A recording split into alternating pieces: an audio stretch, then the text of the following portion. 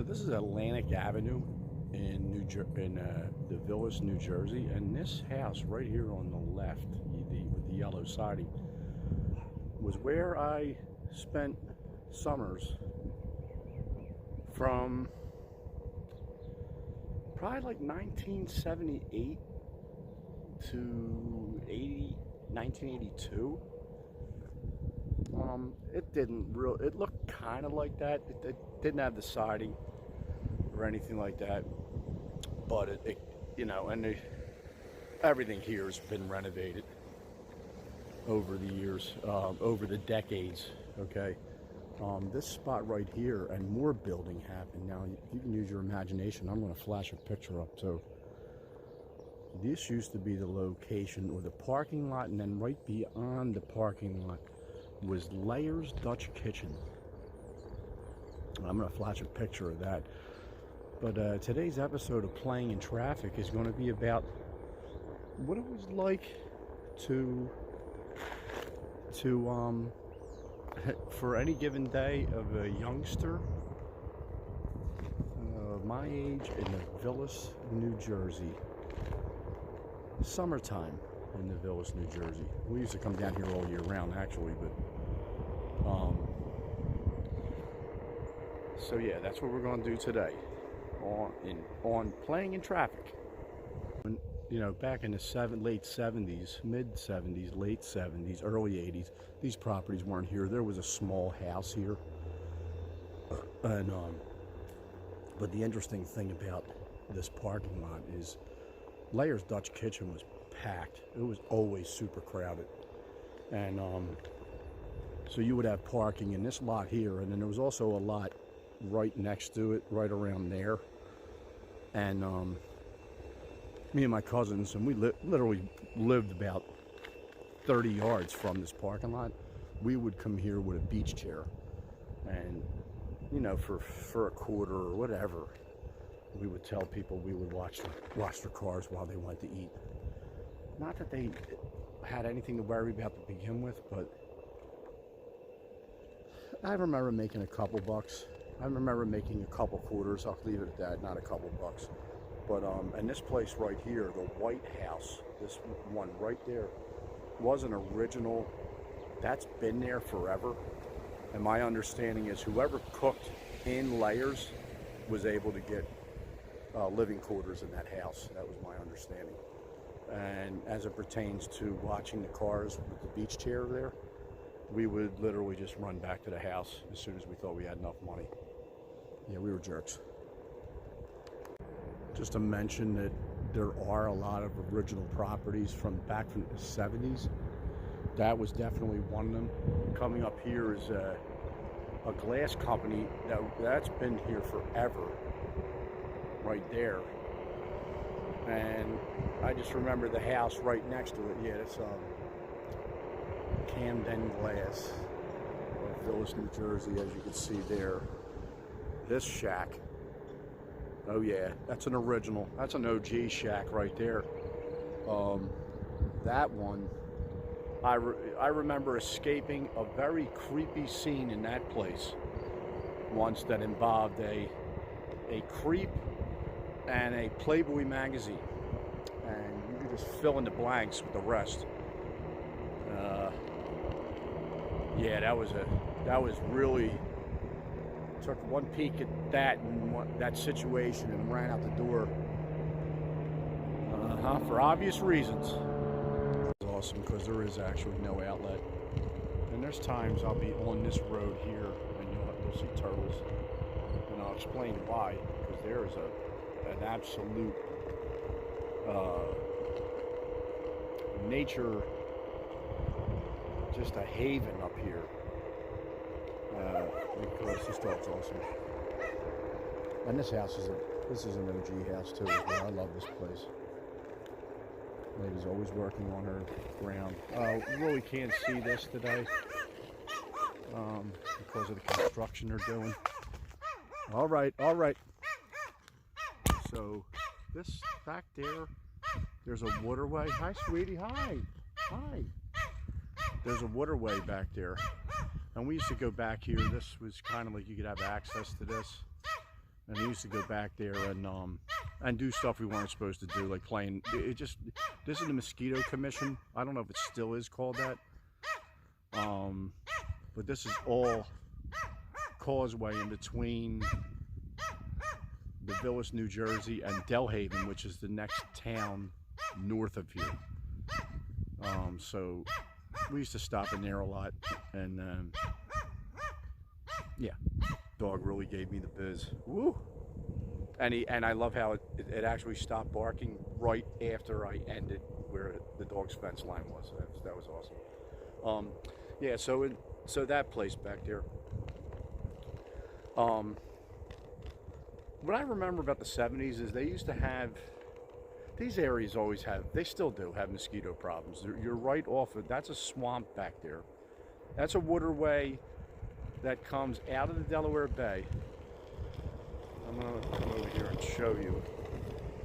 And actually enters, it has tributaries that probably enter all the way into the back bay of shore towns like Wildwood, Avalon, Stone Harbor.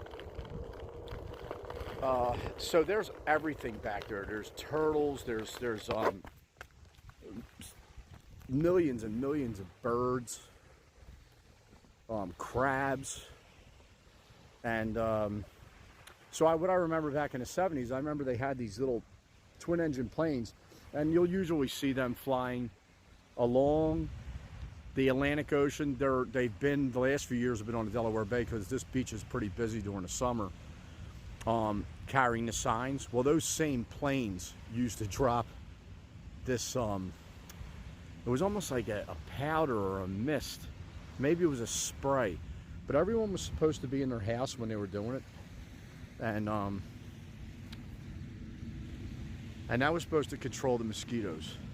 And I can only imagine, you know, and that was a big event. The minute the plane came, we wanted to chase it up and down the street because it flew like maybe about, I don't know, 50 feet above the houses, if that. I don't even, you know, I'm not really great with height like that, but it was pretty low.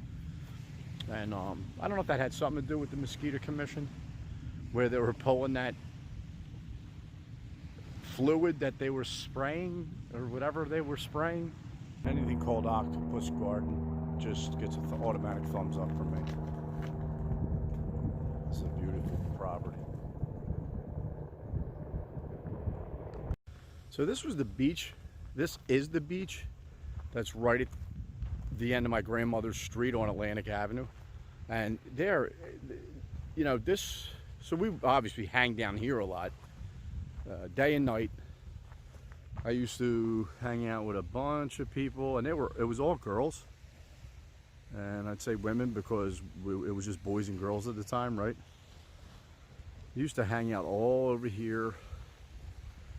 There was people from Upper Darby, there was some people from Aston, there was some people from South Philly. I was from Oxford Circle. It was kind of cool. It was a really fun experience. But, you know, we would hang all day here and do different things. Low tide, it's great because you'll see the sandbars will come out. You go out even further. Wintertime, it used to freeze over. I'd say up to about 100 yards out from the surf line. And that would be cool because you would climb on what appeared to be icebergs. But it was just I think honestly it was this foam that would freeze and just pile up, and you could just climb on it. And then of course eventually you could fall in. And there you go, the jellyfish. It's a late in the season jellyfish. I don't know how well it's doing in November, but yeah, you would climb on the icebergs that appear to be icebergs and occasionally slip in. That would pretty much mean your day was over, because then your everything up to your knees was filled with water. Here's some remnant of a horseshoe crab, and I can guarantee if I'm here for the spawning that happens, I believe it's the first full moon in June or May. I'll have to research that again. This whole area is a spawning grounds for horseshoe crabs, which date back to prehistoric times. It's an amazing time when they're here because they look so frickin' they're totally harmless, but they look savage. And I'll post a picture of one of them. They would be here pretty much from June through the summer. The only problem would be after the spawning, and if they end up washing up here and then sitting in the 100-degree heat, they're not going to do well, and then if the smell is going to be exactly what you would think. There was a time also here when there was fishing piers. There was one right in this spot that I'm shooting here, and I mean using this as a marker right here, this pipe. It was probably right there. I remember my parents going there. This place was filled with blue claw crabs. People would come down here and just fill their baskets with crabs. It was just an absolute breeding ground for crabs. And this, of course, was back in the 70s and 80s. And I don't know how far into the 80s that lasted. I think it got the commercial traps that are out there kind of ended that, your ability to really crab like that around here. But that was really cool. I remember my parents getting crabs off that pier, bringing them back to the house that I just showed you that I was in, and one of the crabs getting out and the dog chasing it, and oh my God, it was just straight comedy. So yeah, but one thing I wanted to note is that to really remember what it was like in the 70s, this looked nothing like that. And I'm going to see if I could post a picture of what it may have looked like. And then, because there was a bulkhead here, and the bulkhead kept the surf from coming up on the street. It was obviously a necessity, and as you can see, you see there are no bulkheads visible. And when I tell you that bulkhead that would have been sitting right in front of us was 8 feet high, 6 to 8 feet high. So you would be walking on this sand and walk right up against the bulkhead, and it would be over our head. Now, granted, we were like, we were short, but it was at least 6 feet, 7 to 8 feet in height. Now that bulkhead is still here. It's just buried in the sand that has accumulated over the decades.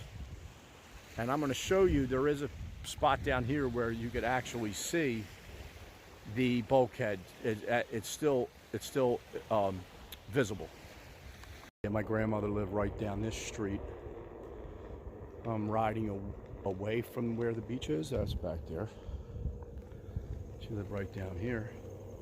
And most of my friends lived right here. Basically all my friends lived right here. We had a great time. Kind of hung out right in this area all summer long. July 4th, the building coming up on the right used to do fireworks that were amazing. You could just imagine, like, you're sitting here with your friends watching this giant firework display, and the place that would do that, at least I think they were the ones responsible for doing that, was the fishing club, which is right here. This parking lot has a little bit of significance too, because we used to play kickball there, and would occasionally get we'd play, and then I always felt like being that it was me, my cousins, that was all boys, and it was all girls, and that would usually attract a creep or two, a local creep. I remember a guy, this was home plate, the stop sign was home plate. Not weird, but like I said, the people down here know how to drive. So that was a home plate, and we would kick the ball out here. This would be the outfield. I remember a guy coming up with a sleeveless white, like undershirt, white, I'm not even going to say because I hate the freaking name of it. But yeah, that shirt, cowboy boots, and jeans, and long jeans. And he would like, I can play better than anyone. Well, yeah, you're literally like, we're like 12 and you're like 30, 35 years old. It was a little weird. Okay, now to get back to what I was trying to accomplish here. So this is the fishing club. They would have these great firework displays. They would have that, and that was great every year. The fishing club's been here forever. And then as we come up here, there is, if I'm not mistaken, it's still visible, the bulkhead. Let's see. Oh, I don't know if it is still.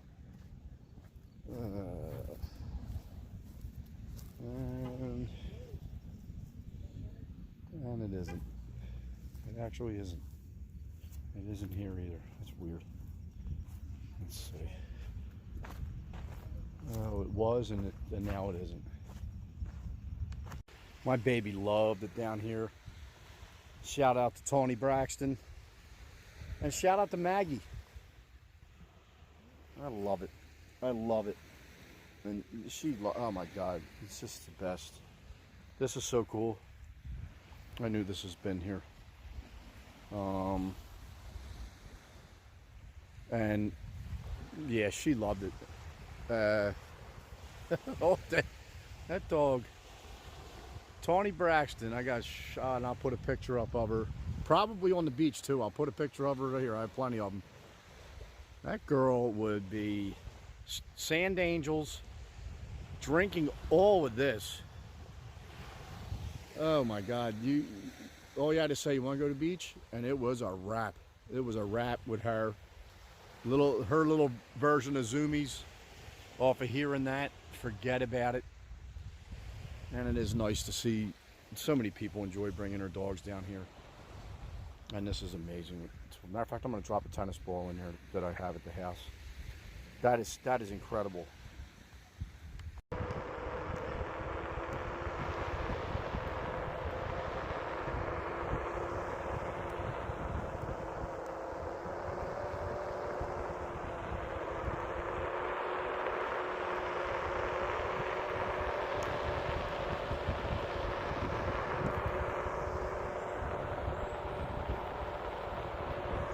So I actually had to come down to all the way to the north end of town to actually find what and be able to explain what the bulkheads were like. And you know, this was the old. It's still the same entrance. It's still the entrance to the beach at this particular street. But this is the way it looked. The only thing that's different is instead of me being 2 feet, like one step, and you're on the bulkhead, back in the late 70s and early 80s, this was an 8-foot drop. So there's 6 to 8 feet worth of sand that has eroded into, let's say, from other destinations, you know, into the villas. And but that's it. That's what a bulkhead looks like. And like I said, it just using your imagination. It was 6 to 8 feet. And now there's literally, what is that? A foot or two remaining. Now it's not a bad thing. It's just reality of the erosion. And what I really think, and obviously not being an expert in it, but all the years that towns, well, specifically right around the corner would be Cape May. So if we go down there and walked around this bay, the Delaware Bay would turn into the Atlantic Ocean. And you would have reached Cape May, and then walking north, you'd reach Wildwood. They had so much sand replenishment over the decades, it makes me wonder if a lot of this sand, when they got hit with a nor'easter, if this is that sand that would roll into the bay and just then pile up on the beaches of the Delaware Bay, whether it was Town Bank, which is the next town south, the Villas, Delhaven. A little further down is Reed's Beach. Yeah, it makes you wonder. But anyway, this is the last that I noticed, the last remaining visual of the bulkheads in the Village, New Jersey. Nothing quite like the sandbars that you get. You know, it's just basically walking on the beach. They're really a terror for dogs. It's a shame. Any dog owner over here would know how often they're pulling them out of their paws when they're walking along the beach and off and on from the beach to the street. Just in case you didn't, just a closer look at a sandbar. And these are murder. They are the worst. Just really wanted to give you a closer look at them. Yeah, a whole lot smaller than a wedding ring, but my goodness. There's also the potential of E. coli with these things. If the pain of them going through your skin isn't enough. There used to be a bar here. I'm gonna try to dig up a picture of it. It's called Spitty's. It was here forever. I hear great things about it. I know my grandfather was there often enough. And I'm going to try to find a picture of that, because that is, it actually was kind of like the original framework of the Smitty's was there, but it was not operable at all. And it was a terrible eyesore for a long time, and it looks like now it's just going to be converted to residential. But some of the old pictures of it were cool. It was right on the beach, and it survived some big time hurricane action back in the 60s. Bar itself, I'm going to see if I can get into this spot. No day would have been complete back in when I was a kid without a visit to the swamps. And that's this right here. We're trying to do this. Oh, we're doing it. I don't really remember this entrance right here, but this, I mean, this has been here for a while, this entrance, but back in the 70s, I think we were using like these little trails. Slow down, bro. Slow down. That's a one wheel. I know it's me, but it makes me think like it wants to do itself. Dumping's always a good thing. That's always nice. Well, this whole area, and I'm not going to do much back here because it is ticks. But there's a trail there.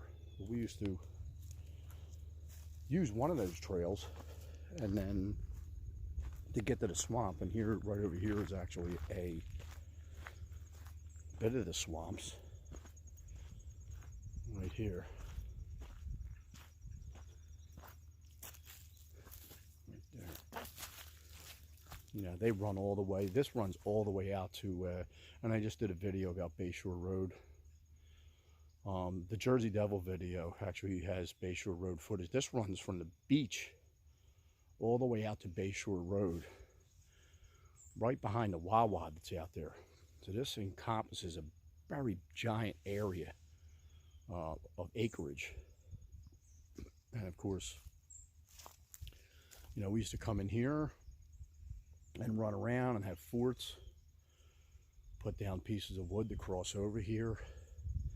Once in a while you'd fall in, your day was over, you'd go home, your parents would be not thrilled at all because your jacket had God knows what. You see the fungus and all this on top anyway, so you knew it was going to be filthy, it was going to stink.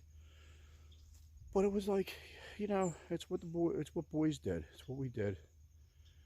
And I remember one time being in here with one of my cousins, and, you know, summer day, wandering through, just a little adventurous day. And so we got out, we started leaving, heading back to the road, and he was starting to, like, you know, say ouch, you know, and I looked at him, I was like, oh shit.